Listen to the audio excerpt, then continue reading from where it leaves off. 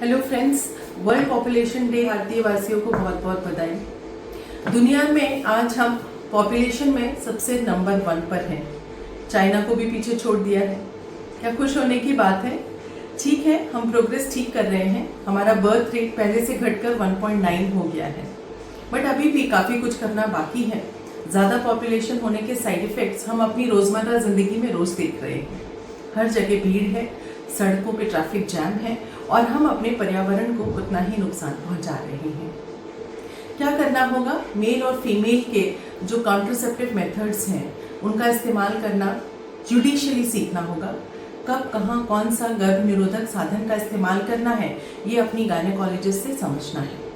Permanent method की बात करें तो जो स्टरलाइजेशन टेक्निक्स हैं वो पुरुषों के लिए और महिलाओं के लिए, दोनों के लिए ही बहुत सुरक्षित हैं।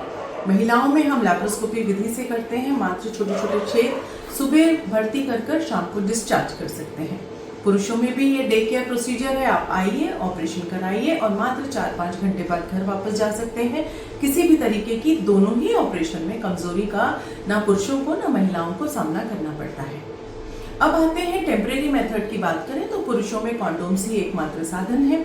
महिलाओं में कॉन्डोम्स के अलावा बहुत सारे अच्छे मेथड्स हैं। उसमें गर्भ निरोधक गोली एक इम्पॉर्टेंट साधन है। आपको ये सरकारी हॉस्पिटल्स में भी फ्री में ये मेडिसिन मिलती है। आप उसका इस्तेमाल सही तरीके से कर सकती हैं।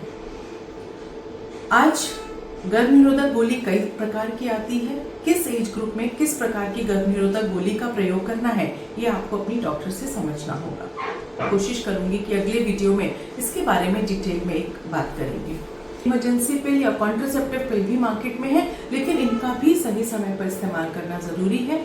डिम्पा इंजेक्शन बहुत अच्छा मेथड है। जब 2 बच्चों के बीच में अगर आपको स्पेसिंग करनी है, 2 से 3 साल का गैप करना है, एक बच्चा है, दूध पिलाती माताएं भी इसका सेवन अच्छे से कर सकती हैं।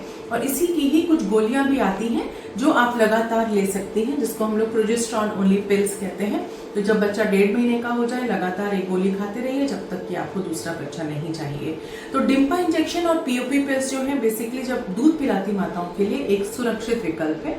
और एक लंबे समय के लिए जब विकल्प आपको चाहिए तो कॉपर टी या आईयूडी, जिसको हम लोग कहते हैं इंट्रायूट्राइन कॉपर टी डिवाइस, वो आप यूज कर सकते हैं। 3 साल 5 साल 10 तक के लिए आती हैं। काफी सुरक्षित उपाय है। इसको बस आपको सही जगह पर लगवाना है, सही समय पर लगवाना है। पीरियड से खत्म होने के बाद आप इसको लगवा सकते हैं।